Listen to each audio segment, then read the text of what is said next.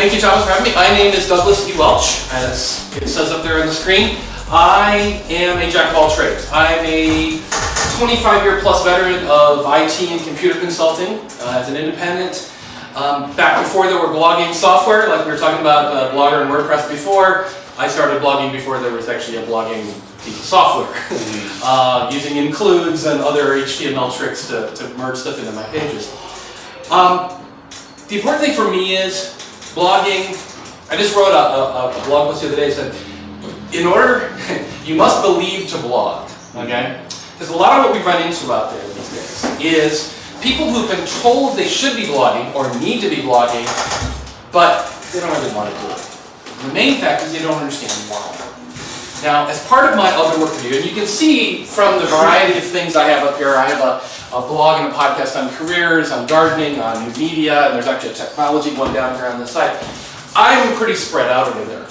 But on the career side, one of the things I've come to realize over the years is the most important thing you need to be doing in your life and in your career and in your work and in your charitable work and in your crafting or whatever you're doing is you need to tell people what you do and how well you do it.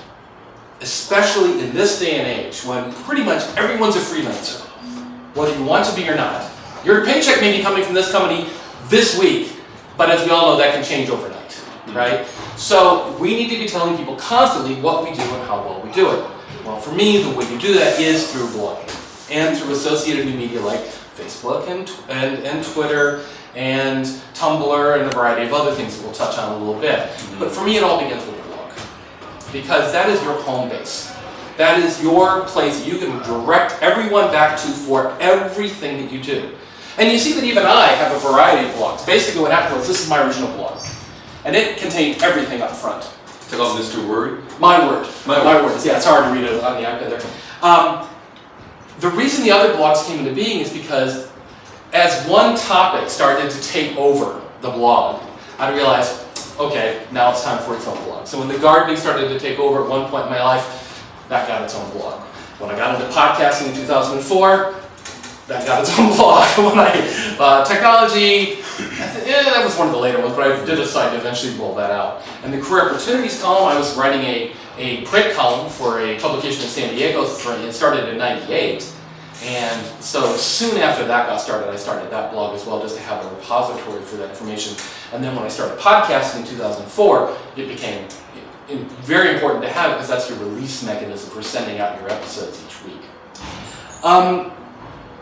The fact is, Thomas called me a professional blogger. I don't consider myself a professional, quote-unquote, inverted commas, professional blogger. I think professional bloggers are about as rare as literary writers who make a living at it. It's very, very, very difficult to be a professional blogger, okay? It's just, you kind of have to hit the right niche. You've got to kind of win the lottery for that one. And I've always believed for me that blogging was more important as a support for everything else you do. So we talked about the careers up front. It's about telling people what you do and how well you do it. It's about sharing your love for a given topic, like gardening. It's about sharing information, like my technology blog or my new media blog. It supports my other work. It supports, for a long time, it supported my computer consulting. I have actually booked work from my blog. I've booked work from Twitter. That's when I knew Twitter was actually useful. Because I answered a question for someone one day and all of a sudden had a consulting call the next day. So that's one of the reasons you use these services as well.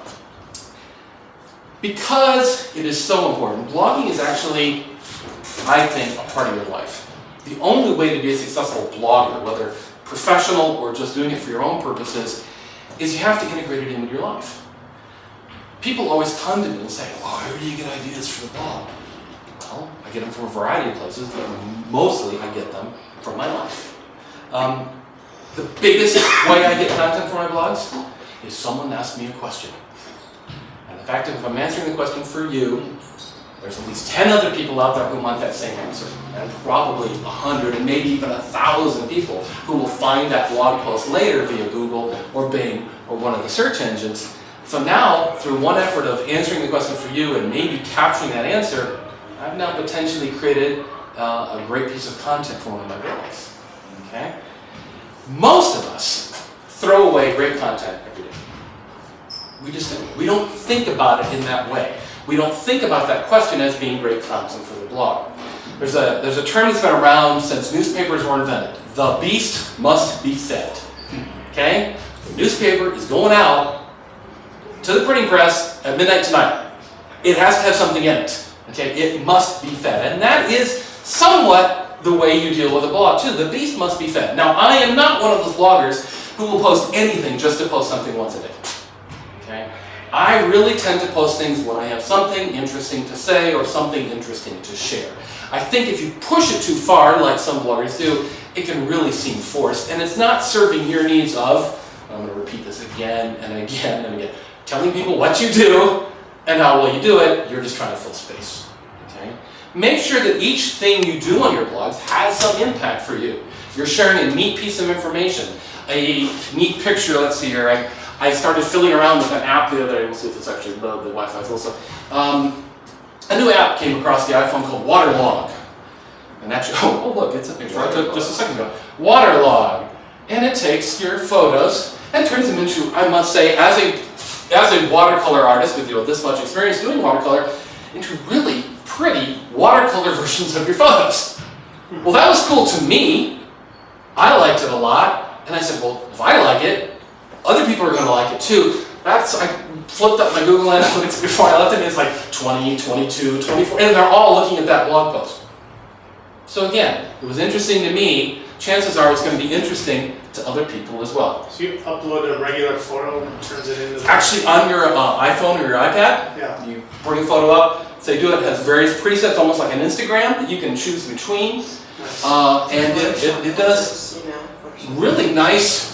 I think it even does better than the Photoshop plugins. I never really liked that much. Right. This one, even better. This app goes through shows you the process as it's drawing, as it's painting the watercolor. It's actually made me want to get my watercolors out again, because the way it does it, it shows you the process exactly how you would do it in real watercolors. You sketch the lines, you get your proportions, you start with the lights and you work to the darks, always leaving your white spaces. That's part of watercoloring. Again, great app. I've shared it in a variety of ways now. I shared these pictures today. I shared it on my technology blog the other day as a piece of technology that might be interesting to people. That is the type of thing that just happened to wander into my life, that by simply sharing it, I can tell people what I do, how well I do it, the things that I enjoy.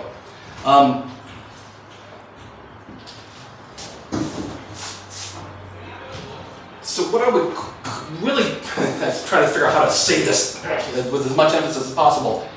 Capture what you do on a daily basis. You saw when I brought up that blog, the last picture on the top was us sitting here at the table tonight. Okay? I'm going to be here anyway. I'm going to be engaged in this event anyway. Why wouldn't I take my phone, take my camera, and take some pictures of it? Why wouldn't I record some audio? That's the reason I go through the trouble to set up my video camera. This will now end up on my blog. I'm talking to you folks here tonight.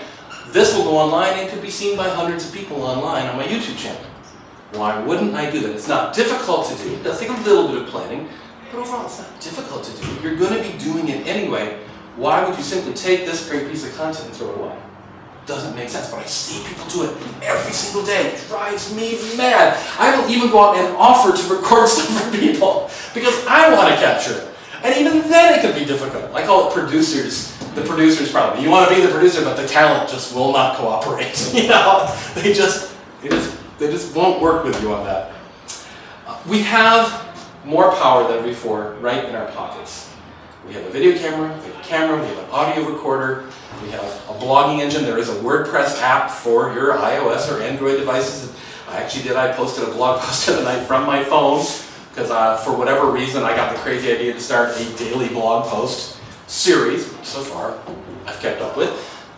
Blogging on a daily basis is a treadmill that most people cannot do. People often say, I'm going to do a daily show. No, you're not. You're going to do it for about 2 weeks and then you're going to get burned out and never do it again. So it's been interesting for me to keep going. But one night I was at a party that my son had been invited to, and we weren't going to leave until late. I said, I'm going to miss my, I can write right here. I didn't write as long, perhaps, as I might have in the past, but I wrote something and it got posted. So I kept up with it. It's all about capturing what's going on around you. You're walking down the street, and you'll see this a lot in my garden book. You'll be walking down the street, and there'll be a beautiful flower, or a beautiful tree, or a beautiful sunset. Grab it, snap it, put it on your blog. Why wouldn't you share these things with your audience? And the fact is, we all have an audience. I use that term sometimes. People go, oh, I have an audience. I'm not an actor, I'm not a musician, I'm not a whatever. We all have an audience in our life, okay? Our job is to put what we do and how well we do it out there so people can discover what we do. Okay? That's why we blog. There was a great study, a story from The War of Art. It's a great book on creativity. And they did a study where they took 2 art classes. One art class, ceramics class. One art class was told, your job for this semester is to produce as many pots as possible. Use as much clay as possible. Do as much work as you can. The other class was told, your job this semester is to make one perfect pot. And at the end of the semester, they got them all together, and they judged who had the best pot. And you know who had the best pots? The group that was doing the volume. Because they learned from each and every iteration of every pot. The more they did, the more they learned, the more they failed, the more they did, and the better they did. And that's pretty much what blogging is about. If you do that, your audience will find you. They can't not find you, because your stuff will simply start popping up in the search engine. It'll get mentioned on someone else's blog. It'll get twittered out by someone. It'll be discovered. There is a difference between being a failure and Madonna, okay? There are just infinite levels of gray of success and popularity between them, and you can fall anywhere in there. You don't have to be Lady Gaga, okay? You can be down here and still be enjoying all the benefits of blogging, whether that's monetary, popularity, notoriety, or just getting the next job that you want. One of the other things, people love behind-the-scenes information. If you were in a situation to provide behind-the-scenes information into your life, your work, your career, your artwork, or the same for someone you're working for, people will eat that up. If they can be backstage at a rock concert, they will love it. That's the type of stuff you can deliver, and most people throw that away. They don't even consider stuff like that in their own life. You know, for example, let's go back to the artist metaphor. If an artist is creating pots every day in their lonely little studio, they're all alone, spinning their pots on their wheel, the fact is, if they recorded their process of doing that, if they made some videotapes of how they do that, people will eat that up, and people will visit them, and people will actually come to respect their work even more because they see the work that goes into it. A lot of the work we do in our lives is hidden. And if we can open that up to people, we can actually, again, show people what we do and how well we do it, and why that pot costs $300, not $1 at the dollar store, okay? There's that much work being put in, and if you can show that to people, it's a great thing to share on your blogs, on your YouTube channel, on your Facebook, on your Twitter, so on and so forth. Another thing I do with small business owners is I go to them and they say, the first question is, what do I have to blog about? I don't know anything to blog about. It's like, well, first of all, if your business is that dull, you've got problems far beyond blogging and everything else, okay? The fact is, we all have something to share with our customers in the business, and that is how to work with us. I was talking with the owner of a small ad firm in Columbia, Missouri a couple of years ago, and it occurred to me, the first thing you need to be blogging about and podcasting about is how to work with you. Why do you need an ad agency if you're a dry cleaner in Columbia, Missouri? How do you work with an ad agency to get you newspaper ads and television ads and radio ads? Why do you need those things? You can educate your client base in how to work with you. That, very similar to kind of behind the scenes information, very, very important to those people, because suddenly they go, oh, that's why I need this person. And at the point where they're ready to pull the trigger and write that check for those services, who's the first person in their mind? You are, because you've taught them what they need to know. So when they're ready to buy, you're right there, and they know, oh, I'm going to build up. And that's happened to me quite a bit. I'll be at parties often. I call it the old doctor joke, you know, doctor, here's what I do this when you're at a party. You know, don't stop doing that. I get lots of computer questions at parties. The minute someone finds out I work with computers, I know technology, they're like, you know, it comes up and then it gives me this bars on the screen. And I'll go in and I'll do some basic troubleshooting with them and try to explain what's going on with them. But the great thing about it is eventually it comes to the point, I'll give them 3 steps to try. I'll get to the 4th, I'm like, oh, just come and fix it. Ding, okay, and it's worked. You're doing the same thing with your blog. You're feeding out a little information here, a little information there, you're being very helpful, because that person is not a tech geek. They don't want to sit there and fiddle with registry entries or reference file or something else, and you'll hit that wall with another, oh, just come and fix it. It's like a plumber telling you, well, you gotta take off the yellow bulb, and then you gotta reach in there and press this and reset. No, just come and fix it. That's me. I don't want to be a plumber. You just come and fix it. You know what you're doing. That's what you're doing with your blog and other properties. Okay? So again, capture that information. You don't capture those answers. You sort of wasted them. Yes, you thought maybe one person, but you could have been helping hundreds of thousands out there. So think about that. This blog post is an example of something I learned just over the last year or so. My son got me into watching a lot of YouTube. He got interested in Minecraft, the game. A lot of people doing Let's Plays of Minecraft online on YouTube, so I started watching those people, and they taught me one important thing. These guys produce up to from 1 to 4 to 5 videos a day for their YouTube channel. And you can imagine if you've done anything. Who is this? These are people who have YouTube channels, big, well-known people on YouTube, 100 to 100,000 users, viewers to, I should say, subscribers to 1 million plus. Right. They live and die on their content. They have to produce this content. So they're producing 3 to 4 videos a day sometimes. And the way I've found out that they do it is by doing this. They do series. They have regular series that they start. So, okay, this is my single player series. This is my multiplayer series with friends. This is my reviews of new games. This is my totally different videos about playing Titanfall, okay? And then they basically do content for each of those series in like 20 to 30 minute segments so that they already have a flow. They already have an idea in their head what they're going to be doing for their channel for the foreseeable future because they're just doing another episode in the series. And so what I did is I started to apply that to blogging. This interesting plant is a series on my garden blog. Once a week, I have them in my calendar actually. On Mondays, I do my Career Opportunities podcast and column, and I do an interesting plant post. And they all follow the same basic structure. I have a nice photo, usually one I've taken myself. I have some information from Wikipedia about the plant. I say something myself about the plant as well. And then I link to 3 other sources of information, maybe 3 books. If it's a garden thing, I'll have links to plant seeds or plants where you can buy stuff like that. I know every Monday I have something to post about it because that's Interesting Plant Day. And because of what I do and what I'm just about to tell you, the next step in this process, I always have something to put there. All this is just a little milepost in my daily blogging road that says, oh yeah, I came across that plant over here, and then I do this. And I create these series so that people often come and say, my gosh, you put out a lot of content. And it's like, to some degree, yes. To some degree, no. I'm not as prolific as some out there. But one of the secrets over the last year and a half for me has been having these series so that I have something interesting pretty much every day of the week in one of my blogs that comes out that I can point to and share.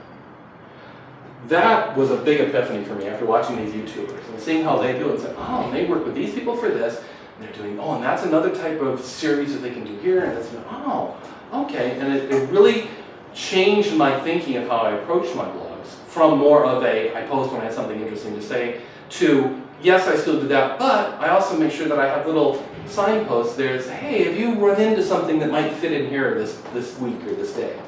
And that's allowed me to produce more content than I might otherwise, simply because I have a little post-it note where they're reminding me, oh yeah, I should write something about that. So series, think in series. Think of, let's try to think for a business. You can have, this is a customer-focused blog post, this is a small business blog post, this is a corporation blog post about whatever you do. So you're an accountant. Here's something about a sole proprietorship. Okay, here's something about how to do accounting when you're a startup. Here's something about how to do accounting when you're a 100-person company, and so on and so forth. You could break up a variety of series. You have one entirely on taxes, and I'm just using accountants as a kind of ludicrous example for someone to be blogging, but just to show you, someone could do that. A plumber could blog, and probably should. Anybody, regardless of what you do, you have information that is of interest to someone. I often tell people that you're an expert if you have one more piece of information or one more experience than somebody else.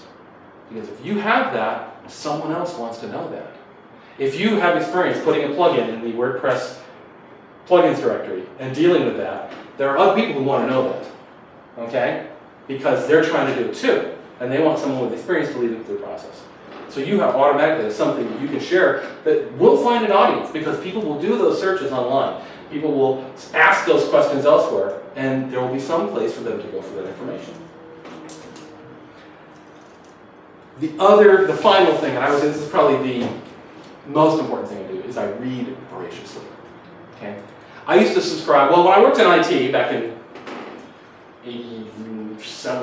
86 to 95 or 6, back then there were all these weekly tabloid computer magazines, InfoWorld, Network World, Computer World, PC Week, Mac Week. I used to have a stack like this in my office that I would have to make my way through every week, okay? That was how you kept up. And I used to read a lot of other magazines. Nowadays,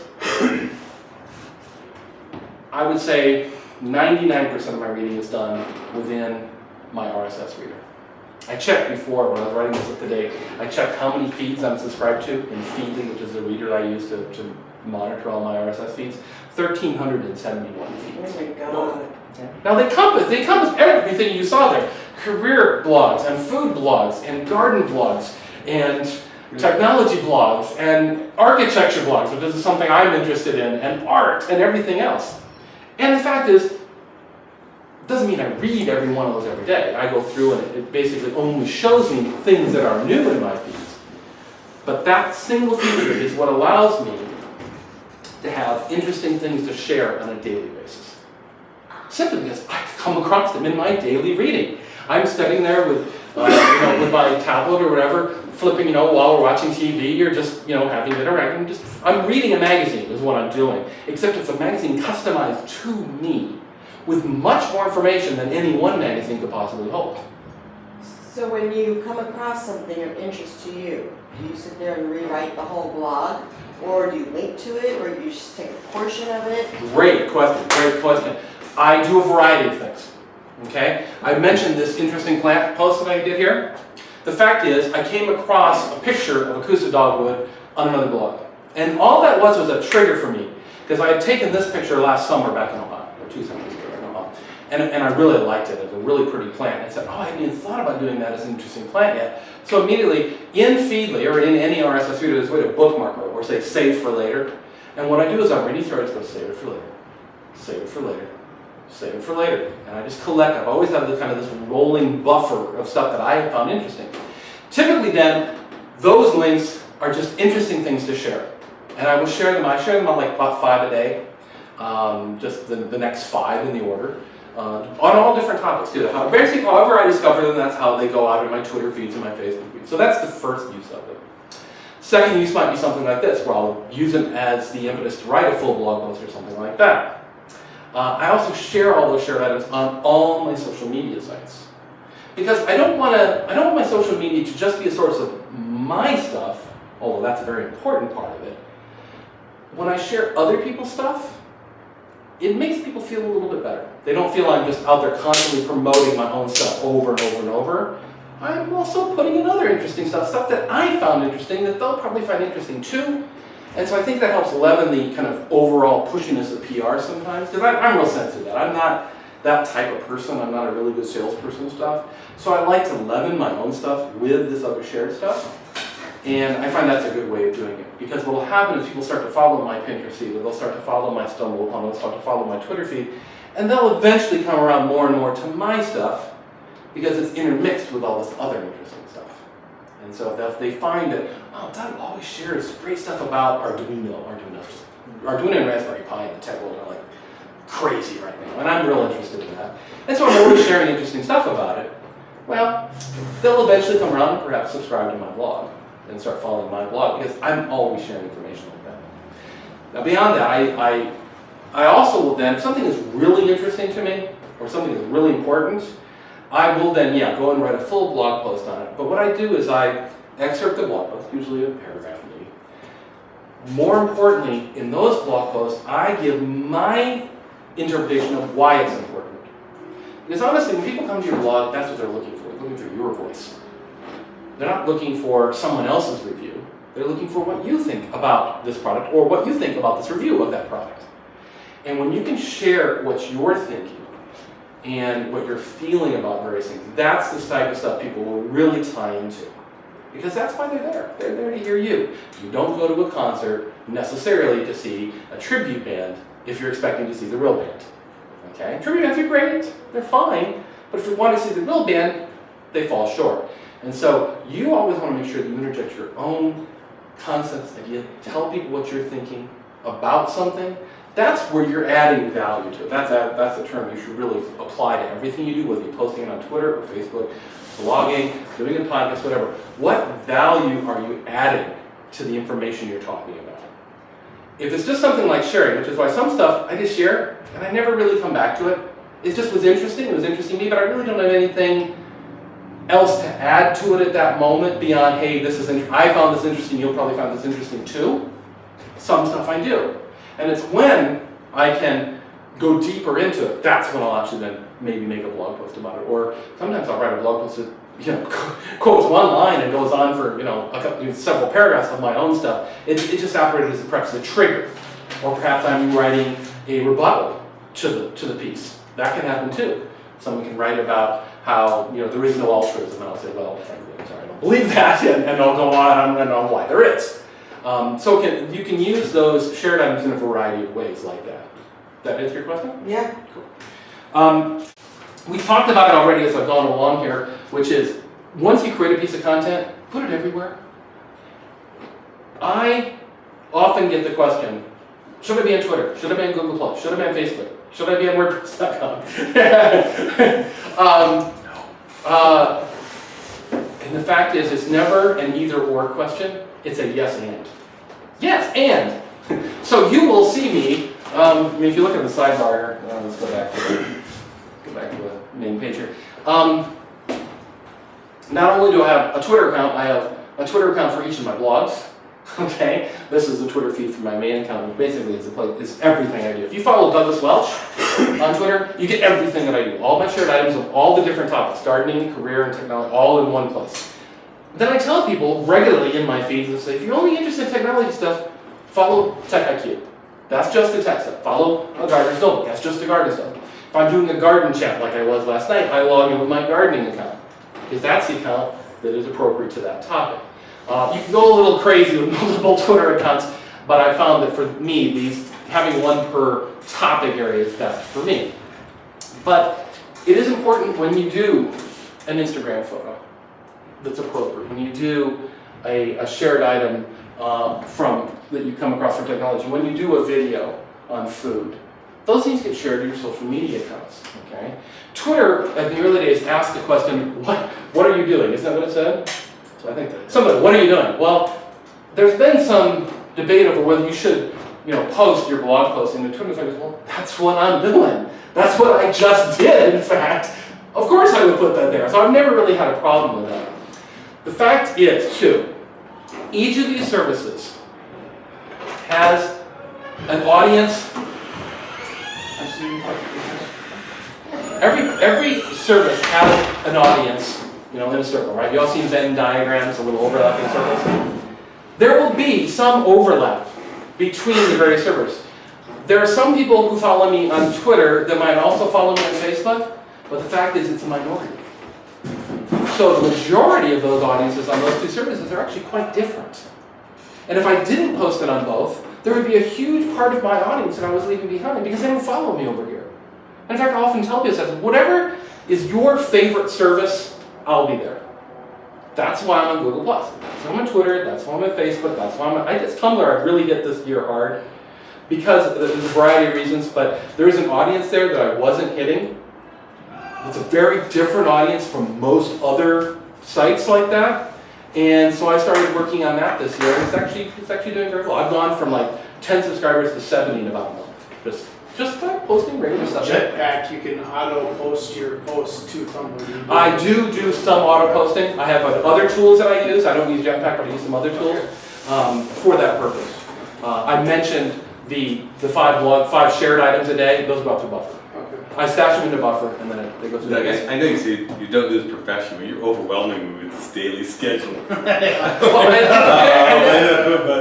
that's what. And 40 channels too. 40 channels. over the last year, Do you have a day job? well, over the last year, I've stopped being a computer consultant. I've stopped the You've just been so day-to-day. busy. This is. Well, no, it's because I had some health issues 2 Octobers ago. I had my gallbladder. Well, My gallbladder was trying to kill me, and said, Oh, what great blog You need to material. spend That's 5 days- great blog material, though. I don't think I blogged anything about it. That type of, I'm not big on the personal stuff. Sorry, wait. Yeah, those blogs are creepy. But I was going to do that when I turned 50 this year anyway, and it Your just gallbladder accelerated that. Well, stop doing the computer consulting. Oh, okay. I think my family genes made me decide to have my gallbladder out. So I've actually farmed out all my computer clients, and I'm really focusing on this stuff now. Both doing it myself and helping other people do it. Everything I've done in my career, every job I've had, and it's taken me a long time to figure this out over the years, because I've had a lot of different jobs. Everything I do is based on education. I love being an educator. I'm not a teacher in a classroom, but everything I do has some educational component to it. And so that's part of all this. I do this, one, for my own edification. I also make a little bit of money doing stuff like this. But in reality, this is a real-world example of what I can do for you, or for other people. I can teach you how to do this too. Okay? You are not me. I have always been told throughout my life, focus, focus, you're all over the place. It's like, I have tried for years to focus. I have really tried.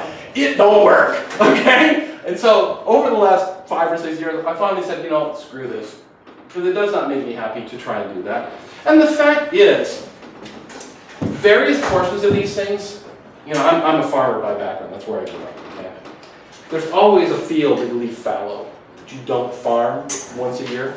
That's its rest year, and you know, and you rotate the crops. Well, just by the very nature of the world, 1 or 2 or 3 of these things rise fallow, you know, for a large portion of the year, okay? I don't focus on it then. I focus on what's happening right now in this run. I'm actually, this food video here is the beginning of what is probably going to be a new video series from me on artisanal foods. Because this woman moved into our neighborhood, opened her shop in our neighborhood. I love her food. We've always been interested in artisanal food. She now has given me an intro into other people like her, and so I have kind of a base of people to interview and talk to about this now. So are you videoing those just with your iPhone? This camera here, it's a 1080p camera. I actually usually have an external microphone. I forgot it tonight. So I have on-person audio and the little lapel mic. So that it does a really good job. Something that grew out of this too, of doing this for myself. 2 years ago, I was a spokesperson for Troy Built Garden Equipment for 2 years. They decided to hire a collection of 6 bloggers, a Saturday 6, and we were doing some things for them. We basically had to write newsletter articles for them, do some blog posts for them. We did a personal appearance and some other stuff for them for a very decent fee. Thank you very much. What ended up being, you know, basically 50 hours of my consulting time that I didn't have to do. Okay, that was the other first indication that it was time to move on from the day-to-day computer consulting. So there are companies out there that will pay. They found me because I was doing a garden blog. I started that garden blog when we moved into our new home 18 years ago. We inherited a 10-year-old garden. I hadn't had a garden. I've been living in apartments for 10 years or more. But I'd grown up with a garden, and my grandmother had a half-acre garden out behind the house. So I just started sharing that stuff because I found it interesting.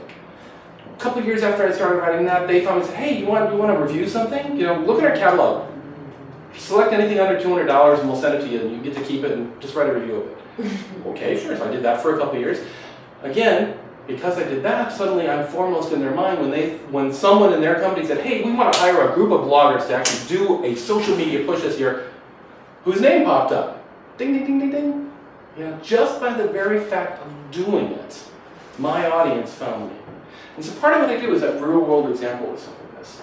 I want to show people that you can do it, and you can do it at a certain quality level.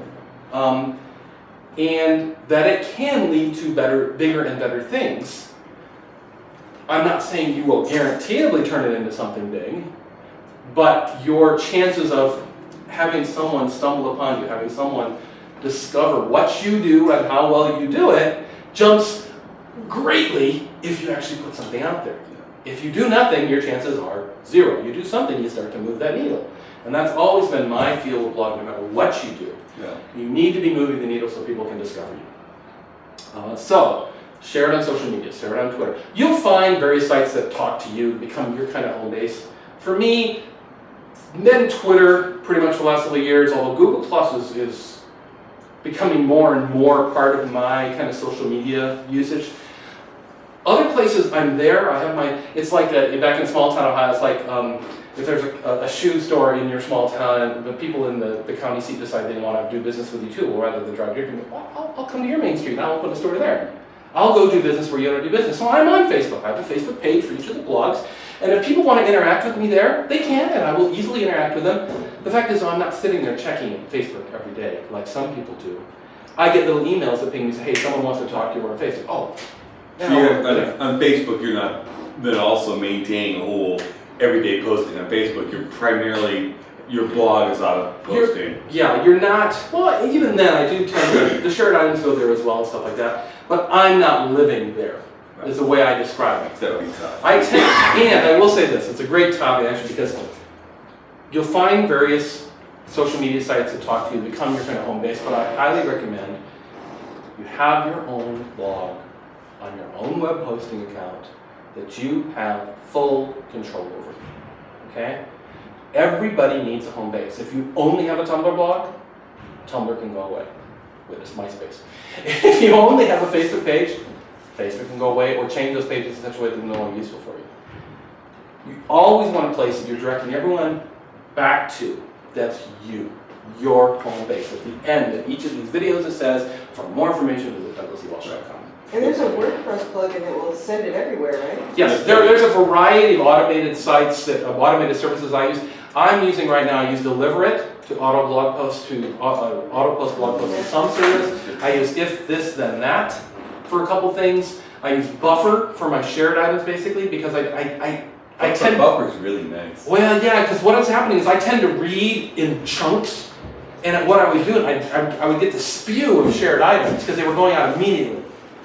And I realized, oh, that's really not useful or especially productive. on Twitter, because it's Yeah, like the you're just 2 overwhelming people. And so I started to use Buffer, and I have 5 posting times a day on each of my Twitter accounts, and those get a little more spooled out. So I use Buffer for that. On Facebook, I use a Facebook app called RSS Graffiti, which actually I found to be better at pulling in blog posts, so I don't use Deliberate for that. But there's a variety of things like that, so that I have my home. First and foremost, things go on my home. And then, if you look at this YouTube video on YouTube, it's on YouTube, right? People can go to it on YouTube directly there, but if I post it, if I just put it in my Twitter feed, the link I post is back to the blog post that hosts this embedded video on my site. Do you do shortened, Yeah, so you sure. track and all that stuff? Without that home base, again, ask anyone who was on MySpace and lived and died on MySpace, sites go away. Okay, Blip TV went away on me. Gone. I've got broken videos I'm still fixing.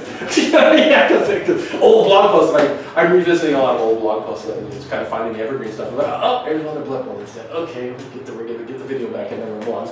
So if you own your own website though, if you have your own domain, your own web hosting, your own WordPress blog, you have that. And even if you have to move it somewhere else, you have to remember, if you move to a different web host, the clients, the readers don't notice. As long as it's under douglasewelch.com, they don't notice it moved. They don't have any idea where the machine is. All they know is it's where they always go to visit it. That's what you want. That's why you have your own domain and your own web hosting. Now, to address Glenn's thing about WordPress.com, I'll say 2 reasons I use WordPress.com, because you know I use it.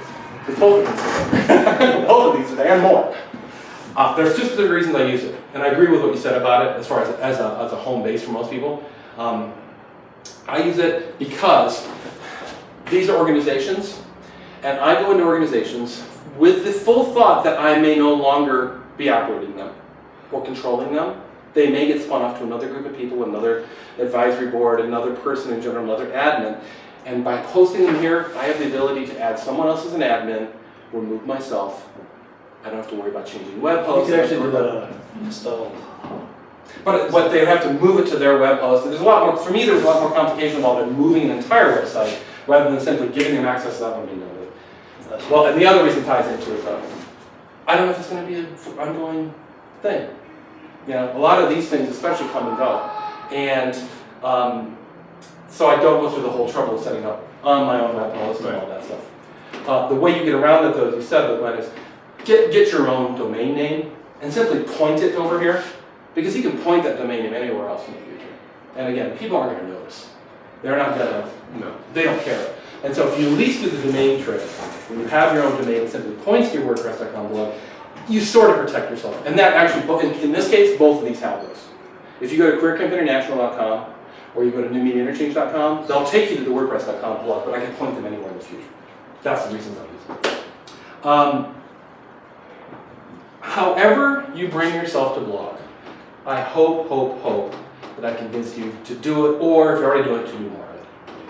Because regardless of what you do, I think it is extremely important to show people, again, all together now, what you do and how well you do it. That is where you build your life, your career, your interests, and everything else about your life. Is by sharing that with others. There is an audience out there. People will find you. I am proof of that. Okay? When I was working full-time with computer stuff, I didn't have a lot of time to do this. People still found me. And they will find you too. So if you have any other questions, I'd be happy to take them. If you want to know anything more about me, douglasewelch.com. Basically takes you to my overview page, and that'll link up to all the different blogs and everything else I do. Yes? I have a question. So you post your videos on your site and also on YouTube? Well, the fact is, you use YouTube for what it's good for. YouTube's great for hosting videos. It has all the features and all the power. I don't have to host them on my own website, although I do for another reason. But I can put them on YouTube. People forget, YouTube's a social network in itself. Okay? You get juice by being on YouTube. You get suggested in the suggested items. You get suggested at the end of someone else's video. So there is a social networking aspect about it too. For me, the great thing is I get the nice little embed code. I go in there and say, share, embed, copy, paste, it's on my blog. Okay. Now, I have to go further, because not only do I share it on YouTube, anything video or audio-wise also gets podcast, which means that people can subscribe through iTunes and actually get the actual video or the actual audio files. So I do have to host those versions myself. But again, why wouldn't you share them in both places? Why wouldn't you get the benefits of both? YouTube, all three, YouTube, your blog, and the podcast. It's the same piece of content. It doesn't take you that much more to distribute it. Why wouldn't you? Right, now you show Instagram and Facebook. Right, the Instagram pictures you see here, these all get, that's one thing it is getting auto-posted to my main blog right now. That's why that picture of us sitting here at the table popped up, is because I posted that to Instagram earlier. If this and that, grab the Instagram post and automatically posted it to my blog. Now I'll actually doctor this post up a little bit when I get home. I add some stuff to the bottom of it. I do a little more, but then I go through and I share it out to other social media sites like Stumble. By the way, StumbleUpon has been acting as the biggest traffic driver for me over the last year. I love that site. I don't know how or why, but I can share something on StumbleUpon and it will generate anywhere between You know why? 30 It's random. yeah, it's 30 to 60 hits within the first 10 minutes of it being shared. Have you ever done? Deliver it, or what? Through StumbleUpon. The StumbleUpon I do manually. Okay. Yeah, there is no automatic. Do you ever open your blog up to outside writers, or it doesn't? No, I don't. They are me. In this case, all these blogs are me. I get tons of guys. I have a guest blog, but no, I don't do that. So I don't do that. I do try to highlight other people though.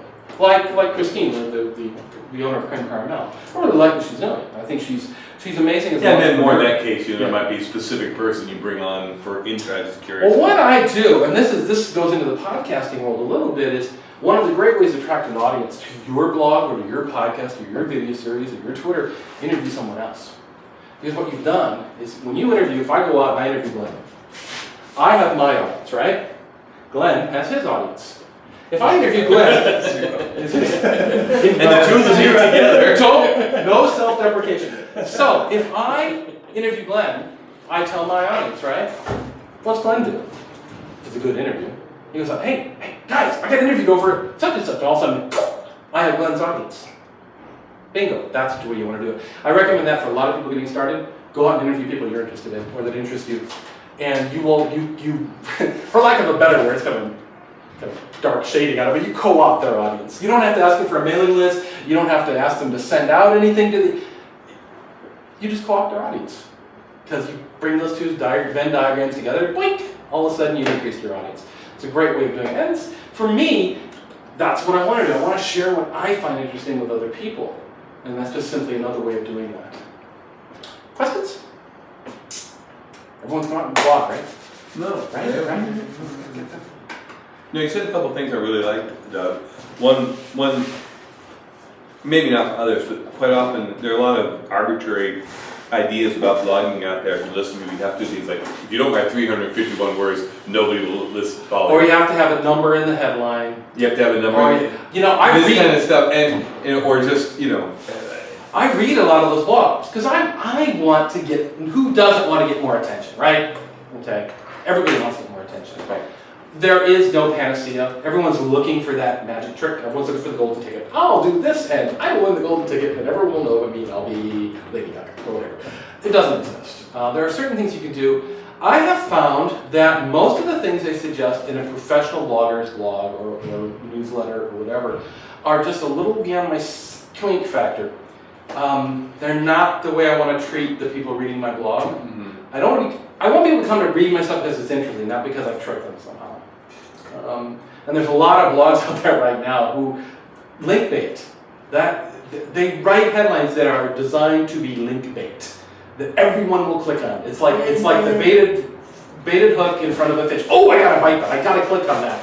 And that's what you're seeing now. Is you're seeing all those headlines, the numbers, the lists, the headlines that don't really say the outcome of what they're talking. Yeah. And those, unfortunately, they cross the line for me. That's these not who I want to be. Instagram accounts with 50,000 followers, they have 3 photos. I'm like, why would anybody follow this guy? It's the same type of thing. A lot of links, they come to the blog with nothing there. Because you're switching. Now that's a very interesting thing too. People often, we humans in general, have this thing about more is better. The more followers I have, the more popular I am, the better I am. But with any of the social media services, and I've written an entire booklet on this, there's an ebook on my website you can actually buy, called Social Media Self-Preservation. Because I got asked these questions so often that I finally felt I had to write this. It's not about who follows you on social media. It's all about who you follow. Your social media feeds should have value to you. It shouldn't be about obligation, it shouldn't be about automatically following back, it shouldn't be following the popular people. It's about, does what that person's saying have value to you? Because that's where you get the value out of your social media use. In that way, say, as an example, you have a friend who is an expert on knitting. They know everything there is about knitting, and that's all they post about on Twitter and Facebook is knitting. It's great content. I don't care, okay? I'm not a knitter. Doesn't mean that person doesn't have value. Right. It just means their information doesn't have value to me, okay? Follow those people who have value to you. If you see a Twitter come through, if you see a Facebook post come through and you're like, what the heck is that? What if they click on that link and look at what they posted recently? Look at their last 10 posts. Right. And if there's nothing of value in there, unfollow them. All they're doing is polluting the value of your social media stream. You're getting less out of your use of Facebook, less out of your use of Twitter because they're there. Because you can't find the good stuff. And I apply that same rule to me. Mm-hmm. I look at my Twitter stream every so often. I look at my Facebook stream every so often. I look at my Google Plus stream every so often. And I look at it and say, if I were coming in as a person who happened to see one of my posts and was thinking of following me, would I follow myself? And for me, that means a variety of things. It means a variety of different types of posts. If someone's just got nothing but quotes in their Twitter stream, I'm not going to follow them. If someone protects their tweets in a Twitter stream, I will not follow them. I can't tell if I want to follow them or not. I can't see their tweets until I follow them. Right. Not going to do it, okay? On Facebook, I have some people who occasionally post great information, but also play a lot of online games. Well, in that case, I mute all their game traffic. If an app pops up, the Crystal Quest or whatever app pops up in my Facebook feed, I go, I never want to see a message from this app again. That blocks it for everybody on Facebook. I still see those people's other posts, but I don't see their game posts. Social media self-preservation, okay? You will go mad if you try to consume the fire hose. No one is meant to do that, okay? Really look at the value of your social media streams. And that includes Instagram, that includes Twitter, that includes Google+, Facebook, any Tumblr. Tumblr's a weird land. There's some people I'll follow that, and all of a sudden I'll be flipping through my dash, like, whoa, what the hell is that? It's like, oh, can't follow that person. You gotta just turn them up because it's not, they may have some great information, but if they're throwing one of those out there every so often and you're in a public place, no. Homie can't play that. It's not gonna work, okay? Not gonna work. One of the reasons I like Pinterest so much is people mistake this all the time. You don't have to follow a person on Pinterest. It's rare I find a person on Pinterest where I want to see everything they're sharing on Pinterest.